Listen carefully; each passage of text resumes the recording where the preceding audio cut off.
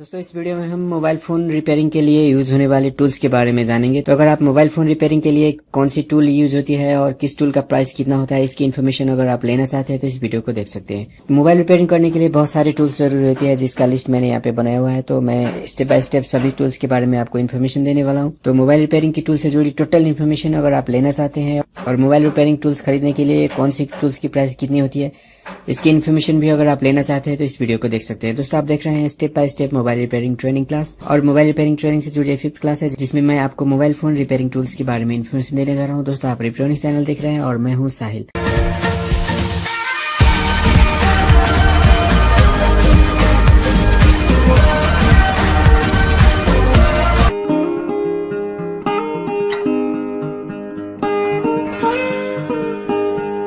दोस्तों आप देख सकते हैं यहाँ पे मोबाइल रिपेयरिंग के लिए जितने भी सारे टूल्स जरूरी होते हैं सभी टूल्स मैंने यहाँ पे कलेक्शन करके रखा हुआ है आपको दिखाने के लिए। तो सबसे पहले मैं आपको मोबाइल रिपेयरिंग टूल्स की लिस्ट दिखा देता हूँ, उसके बाद मैं स्टेप बाय स्टेप सभी का इंट्रोडक्शन आपको करा के दिखाऊंगा। तो चलिए पहले हम लिस्ट देख लेते हैं। तो सबसे पहले नंबर पे आता है स्क्रू ड्राइवर सेट। तो किसी भी मोबाइल को ओपन करने के लिए आपको स्क्रू ड्राइवर सेट का जरूरी होता है। स्क्रू ड्राइवर सेट के यूज करके आप मोबाइल को ओपन कर सकते हैं, जो यहाँ पे मैंने रखा हुआ है, आप देख सकते हैं इस तरह से। दोस्तों डिफरेंट मोबाइल में डिफरेंट तरह का स्क्रू लगा, इसे खोलने के लिए हमें डिफरेंट टाइप का स्क्रू ड्राइवर जरूरी होता है। इसीलिए हमें स्क्रू ड्राइवर का एक सेट ही लेना होता है, जिसमें 6 पीस स्क्रू ड्राइवर होता है, और उसका यूज करके हम डिफरेंट मोबाइल को ओपन कर सकते हैं। या तो आप एक कंबाइंड स्क्रू ड्राइवर भी ले सकते हो, जैसे आप देख सकते हैं यहाँ पे एक ही स्क्रू ड्राइवर में इसमें 6 पीस इस तरह का जो ये टिप है इसके अंदर डाला हुआ है। इसको खोल के इसका जो बाकी आप देख सकते हैं इसके अंदर इस तरह का बीट इसमें डाल दिया गया है। तो आपको जो भी बीट इसमें से जरूरी होता है उसको आप यहाँ पे डाल के और स्क्रू ड्राइवर को यूज कर सकते हो। तो दोस्तों अगर आप चाहो तो एक all in one screw driver भी ले सकते हो, या तो अलग अलग इस तरह का स्क्रू ड्राइवर का कलेक्शन भी आप ले सकते हो। तो दोस्तों ये मोबाइल को खोल लेने के बाद मोबाइल का जो हाउसिंग होता है उसके बीच में जो लॉक होती है उसको खोलने के लिए हमें ओपनर सेट का जरूरत पड़ता है। तो दोस्तों ओपनर कुछ इस तरह का एक होता है जो हाउसिंग को ओपन करने में हेल्प करती है। या तो आप अपने नेल का यूज करके भी ओपन कर सकते हो, लेकिन नेल से करने पर आपको पेन हो सकती है, इसीलिए आप इस तरह का ओपनर का यूज करके आप बहुत ही आसानी से हाउसिंग का जो लॉक होता है उसको ओपन कर सकते हो। तो स्क्रू ड्राइवर के साथ साथ आपको ओपनर भी लेना जरूरी होता है। ये सेकेंड टूल हो गया। और दोस्तों स्क्रू ड्राइवर सेट जिसमें 6 पीस स्क्रू ड्राइवर होता है 100 to 300 आपका कॉस्ट आ जाएगा। उसके बाद ओपनर जो इस तरह का 12 का सेट होता है उसका कॉस्ट आपको 50 रुपीज तक का आ जाएगा। उसके बाद हमें एक ट्विजर का जरूरत पड़ता है। दोस्तों ट्विजर इस तरह का एक टूल होता है। दोस्तों ट्विजर का यूज करके हम मोबाइल की जो छोटी छोटी कंपोनेंट होती है उसको हम पकड़ के आसानी से उठा सकते हैं और उसको लगा भी सकते हैं, या कोई गर्म कंपोनेंट हो तो उसको भी हम ट्विजर के हेल्प को लगाने या उतारने का काम कर सकते हैं। तो दोस्तों ट्विजर के बाद हमें एक नाइफ का जरूरत होता है, जिसमें बहुत ही पतली ब्लेड हो, जैसे आप यहाँ पे देख सकते हो बहुत ही पतली ब्लेड वाली एक नाइफ है, जिसका यूज करके हम मोबाइल की बहुत सी चीजों को काट सकते हैं, या जैसे टच उतारने के वक्त बहुत ही हेल्प करता है। तो इस तरह का एक नाइफ का भी जरूरत पड़ता है दोस्तों हमें मोबाइल रिपेयरिंग के लिए। और दोस्तों ट्विजर्स का जो कॉस्ट है वो लगभग 2 पीस का 100 रुपीज के करीब में आ जाता है। उसके बाद नाइफ का कॉस्ट भी लगभग 100 के करीब में आता है। और इस तरह का बहुत सारे डिफरेंट ब्लेड होती है जिसको हम इसमें लगा के इसका यूज कर सकते हैं। उसके बाद हमें एक इस तरह का सीजर का भी जरूरत पड़ता है, जो तार काटने के लिए बहुत ही हेल्प करता है। तो सीजर का भी हमें एक जरूरत पड़ता है। और उसके बाद हमें ब्रश का जरूरत होता है, कुछ इस तरह का ब्रश जिसका यूज करके हम मोबाइल की बोर्ड को क्लीन कर सकते हैं। इसमें छोटा सी बहुत पतली भी ब्रश भी आती है, तो आप चाहो तो पतली ब्रश भी यूज कर सकते हो या टूथ ब्रश भी यूज कर सकते हो। और इसका कॉस्ट लगभग आपको 50 रुपीज के करीब में आ जाएगा। उसके बाद क्लीनर लिक्विड हमें जरूरत होता है, जैसे मोबाइल में काम करने के बाद मोबाइल को बोर्ड को क्लीन करना होता है तो उसके लिए हमें इस तरह का लिक्विड जरूरत पड़ता है। इसको आइसोप्रोपाइल बोला जाता है। मोबाइल का बोर्ड क्लीन करने के लिए हमें इस तरह का आइसोप्रोपाइल या इसको क्लीनर लिक्विड भी बोल सकते हो, या ये नहीं है तो आप पेट्रोल भी यूज कर सकते हो। तो इसका यूज करके हम मोबाइल का बोर्ड को क्लीन कर सकते हैं। और मोबाइल का जो बोर्ड होता है उसमें काम करने के बाद उसको क्लीन करने के लिए हम नैपकिन पेपर या टॉयलेट पेपर का यूज भी कर सकते हैं। तो जो लिक्विड है उसका कॉस्ट लगभग 100 रुपीज के करीब में आ जाता है। डिजिटल मल्टीमीटर का जरूरत पड़ता है, जो मोबाइल की डिफरेंट पार्ट को चेक करने के लिए यूज होता है। तो डिजिटल मल्टीमीटर कुछ इस तरह का मल्टीमीटर होता है, जिसका यूज करके हम मोबाइल की डिफरेंट पार्ट्स को चेक कर सकते हैं। नंबर दिखाती है इसीलिए इसको डिजिटल बोला जाता है। और कोई इस तरह का अगर सुई वाला मीटर हो तो उसको एनालॉग मीटर बोला जाता है। तो मोस्टली अभी जो यूज होता है मोबाइल रिपेयरिंग में और डिजिटल मल्टीमीटर भी यूज होता है, क्योंकि इससे हमें रीडिंग का एक्यूरेट वैल्यू पता चल जाता है। लेकिन इसमें एक्यूरेट रीडिंग फाइंड करना थोड़ा मुश्किल हो जाता है, इसीलिए मोस्टली डिजिटल मल्टीमीटर ही मोबाइल रिपेयरिंग में ज्यादा यूज होती है। डिजिटल मल्टीमीटर के बाद हमें इस तरह का एक ग्लू का भी जरूरत पड़ता है। तो इसका यूज करके हम मोबाइल के डिफरेंट पार्ट्स को फिक्स कर सकते हैं। तो ये जो ग्लू है वो मीडियम विस्कोसिटी यानी कि ज्यादा स्ट्रांग नहीं है, क्योंकि ज्यादा स्ट्रांग ग्लू यूज करने पर उसको फिर दोबारा निकालना हो तो उसमें मुश्किल हो जाती है, इसीलिए हमें मीडियम विस्कोसिटी वाली ग्लू का यूज करना होता है। तो आप इस तरह का ग्लू भी ले सकते हो, मोबाइल रिपेयरिंग में बहुत यूजफुल होती है। और उसके बाद मोबाइल रिपेयरिंग में बहुत ही ज़्यादा यूज होने वाली एक टूल जिसका नाम सोल्डरिंग आयरन है, वो भी हमें ज़रूरत पड़ता है। तो सोल्डरिंग आयरन कुछ इस तरह का होता है, इसको हम फिक्स सोल्डरिंग आयरन बोलते हैं। इसका वोल्टेज हम कम ज़्यादा नहीं कर सकते।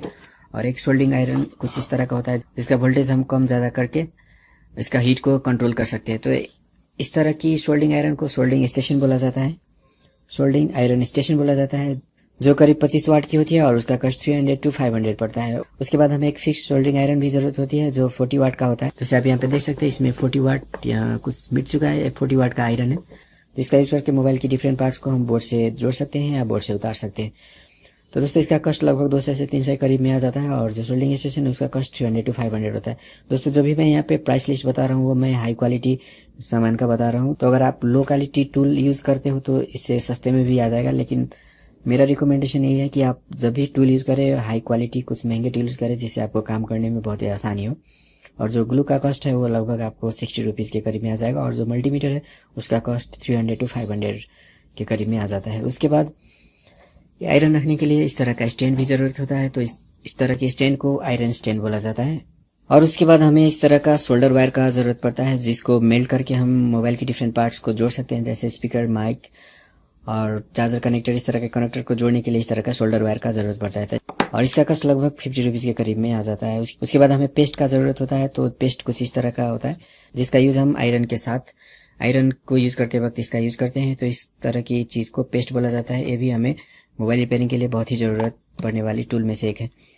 तो उसके बाद हमें जंपर वायर का जरूरत पड़ता है। जंपर वायर कुछ इस तरह का वायर होता है जिसका यूज करके हम मोबाइल में जंपर कर सकते हैं, तो इसको जंपर वायर बोला जाता है।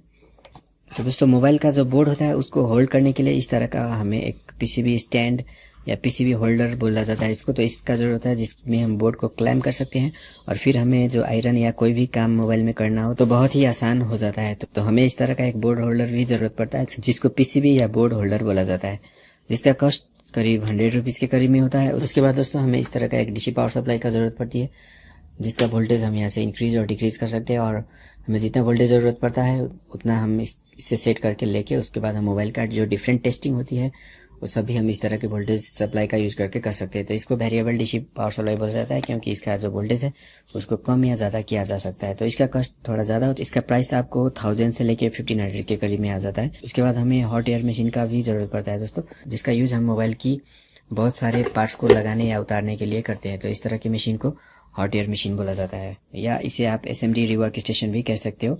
तो इसका कॉस्ट भी थोड़ा ज़्यादा है, इसका कॉस्ट आपको 1500 से लेकर 2500 के करीब में आ जाएगा। उसके बाद हमें मैग्नीफाइंग लेंस का जरूरत पड़ता है। समटाइम्स हमें मोबाइल में काम करने में दिक्कत होती है, तो इस तरह का एक लेंस होता है जिसका यूज करके हम चीज़ों को थोड़ी बड़ी करके देख सकते हैं और हमें काम करने में आसानी हो जाती है। तो इस तरह की टूल को मैग्नीफाइंग लेंस बोला जाता है। इसका कॉस्ट आपको 300 to 500 के करीब में होता है। उसके बाद हमें प्लास्टिक का कुछ बॉक्सेस जरूरी होता है, इस तरह का कुछ बॉक्सेस जरूरी होता है जिसमें हम मोबाइल का डिफरेंट टूल्स को या पार्ट को रख सकते हैं। तो इस तरह के हमें 10 या उससे ज़्यादा बॉक्सेस का भी जरूरत पड़ता है। आप इस तरह का सिंगल बॉक्स भी यूज़ कर सकते हो या तो इस तरह का कंबाइन बॉक्स भी यूज़ कर सकते हो जिसमें हमें मोबाइल का डिफरेंट पार्ट्स या टूल को रखने में बहुत ही आसानी हो जाती है। तो इस तरह का एक प्लास्टिक का बॉक्स भी हमें ज़रूरत पड़ता है मोबाइल रिपेयरिंग के दौरान। तो दोस्तों इस तरह का टेप होता है जिससे थर्मल टेप बोला जाता है, और थर्मल का मतलब होता है हीट से मेल्ट नहीं होने वाला है, यानी कि ये कम टेम्परेचर में मेल्ट नहीं होती है।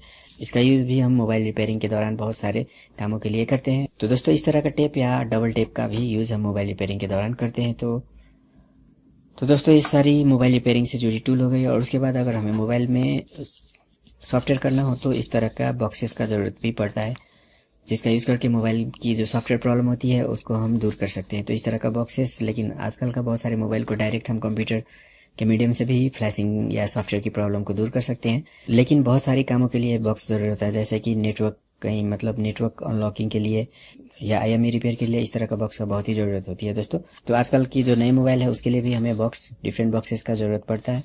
तो दोस्तों जो ये सॉफ्टवेयर बॉक्स है इसका कॉस्ट थोड़ा ज्यादा होता है, इसका कॉस्ट आपको 5000 से लेके 10,000 या उससे भी ज्यादा हो सकता है। और ये बॉक्स डिफरेंट मोबाइल के लिए डिफरेंट तरह के बॉक्सेस को यूज करना पड़ता है, तो एक ही बॉक्स से आप सभी मोबाइल को फ्लैशिंग नहीं कर सकते, इसीलिए इस तरह का बॉक्स खरीदना कुछ कॉस्टली हो जाता है। तो अगर आप मोबाइल रिपेयरिंग की शॉप खोलना चाहते हैं तो ये बॉक्स को आप बाद में खरीदे, पहले इस तरह का जो टूल्स मैंने आपको दिखाया ये सारी टूल्स आप खरीद सकते हो, जिसका कॉस्ट आपको लगभग 5000 के करीब में आएगा।